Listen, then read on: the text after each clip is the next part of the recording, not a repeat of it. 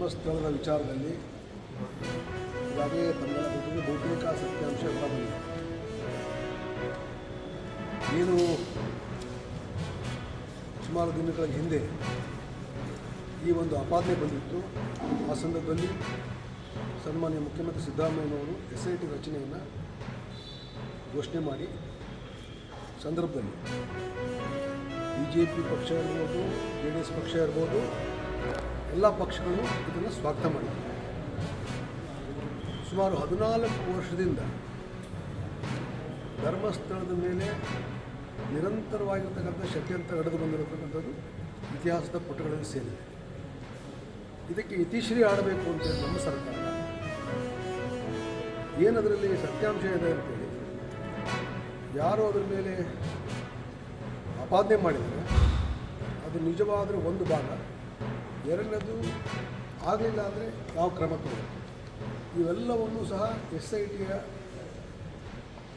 ಜವಾಬ್ದಾರಿಗೆ ವಹಿಸಿ ಅದಕ್ಕೆ ಮುಗಿದು ಏನು ಷಡ್ಯಂತ್ರವನ್ನು ರೂಪಿಸಿದ್ರು ಅವರ ಮೇಲೆ ಇವತ್ತು ತನಿಖೆ ಕಳೆದ ದಿನಗಳಿಂದ ಪ್ರಾರಂಭ ಆಗಿದೆ. ಇದೇ BJPಯವರು SIT ರಚನೆ ಮಾಡಿದಾಗ ಸ್ವಾಗತ ಮಾಡಿದರು.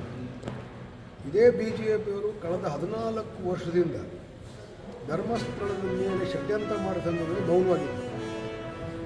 ಈಗ ನಮ್ಮ ಸರ್ಕಾರ, ಕಾಂಗ್ರೆಸ್ ಸರ್ಕಾರ ಇದೆಲ್ಲವನ್ನು ಇತಿಶ್ರೀ ಆಡಲಿಕ್ಕೆ, ಮಂಗಳ ಹಾಡಲಿಕ್ಕೆ ಏನಿವೊಂದು ಸಿದ್ದರಾಮಯ್ಯನವರು ಸರ್ಕಾರ ಇವತ್ತು ಮಾಡಿದೆ, ಇಡೀ ರಾಜ್ಯ ಇದನ್ನು ನೋಡ್ತಾ ಇದೆ. BJP ಪಕ್ಷ ಏನು ಹೇಳ್ಬೋದು, JDSನವ್ರು ಏನು ಹೇಳ್ಬೋದು, ಈ ರಾಜ್ಯದಲ್ಲಿ ಕೋಟ್ಯಾಂತರ ಜನ ಧರ್ಮಸ್ಥಳದ ಹೋಗ್ತಿದ್ದಾರೆ. ಪ್ರತಿ ತಾಲೂಕು ಲಕ್ಷಾಂತರ ಜನ ಇದ್ದಾರೆ. ಅವರೆಲ್ಲರಿಗೂ ಸತ್ಯ ಗೊತ್ತಿದೆ. ಎಲ್ಲ ಮುಗಿದ ಮೇಲೆ ಧರ್ಮದ ಹೆಸರಿನಲ್ಲಿ ಹೋಗಿ ಅಲ್ಲಿ ರಾಜಕಾರಣ ಮಾಡ್ತಕ್ಕಂಥದ್ದು ಇದು ಶೋಭೆ ತರ್ತಕ್ಕಂಥ ವಿಚಾರ ಅಲ್ಲ. ಇದನ್ನು ನಾನು ವೈಯಕ್ತಿಕವಾಗಿ ಖಂಡನೆ ಮಾಡ್ತೀನಿ ಅನ್ನೋ ಮಾತನ್ನು ಹೇಳಿ ಇಸಿ ಈಗ ಧರ್ಮಸ್ಥಳದಲ್ಲಿ ಅಪಾರ್ನೆ ಮುಖ್ಯವಾಗಿ ಭಾವನೆ ಜನರಲ್ಲಿ ಇಡೀ ರಾಜ್ಯದಲ್ಲಿ ನಿಲ್ಲಿಸಿದೆ. ಭೇಟಿ ಬಗ್ಗೆ ಏನು ಎಲ್ಲಿ ತನಕ ನಂಬಿಕೆ ಅಂದರೆ ಸುಳ್ಳು ಹೇಳೋದಾದ ಧರ್ಮಸ್ಥಳಕ್ಕೆ ಹೋಗಿ ಖಾತ್ರಿ ಮಾಡುವಷ್ಟು ಮಟ್ಟಿಗೆ ನಂಬಿಕೆ ಈ ದೇಶದ ಜನಕ್ಕಿದೆ, ರಾಜ್ಯದ ಜನಕ್ಕೆಲ್ಲ. ಅಂಥ ನಂಬಿಕೆಯನ್ನು ಒಂದು 4 ಜನ ಹುಸಿಗೊಳಿಸೋದಕ್ಕೆ ಸಾಧ್ಯ ಇಲ್ಲ. ಆದರೆ ಅನೇಕ ವರ್ಷಗಳಿಂದ ನಡೀತಾ ಬಂದಿತ್ತು ಧರ್ಮಸ್ಥಳದ ಕಾವು. ಇದಕ್ಕೊಂದು ಮುಕ್ತಿ ಸಿಗಬೇಕಾಗಿದೆ. ಮುಕ್ತಿ ಸಿಗ್ತಾ ಇದೆ, ಮುಕ್ತಿ ಸಿಗತ್ತೆ.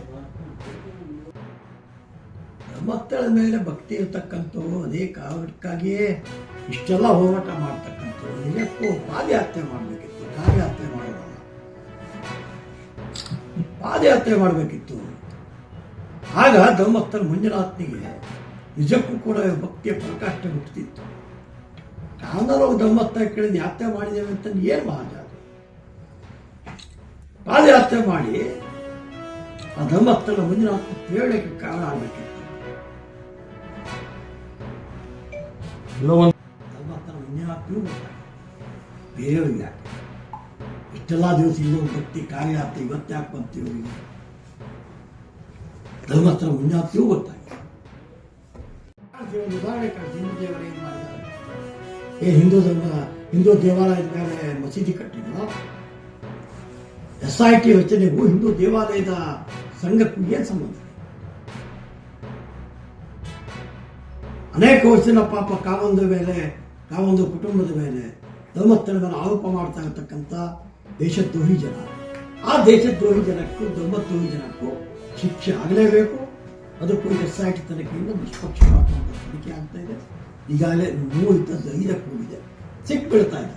ಬೋಡೆ ಎಲ್ಲಿಂದ ಬಂತು, ಬೋಡೆ ಯಾಕೆ ದಿಲ್ಲಿಗೆ ಹೋಯಿತು, ಸುಪ್ರೀಂ ಕೋರ್ಟ್ ಕದ ಯಾರು ತಟ್ಟಿದ್ದು, ತಾಯಿ ಇಲ್ದೋದು ಮಗಳೇ ಇಲ್ದೋದು ತಾಯಿ ಹೆಂಗಾದ್ರು,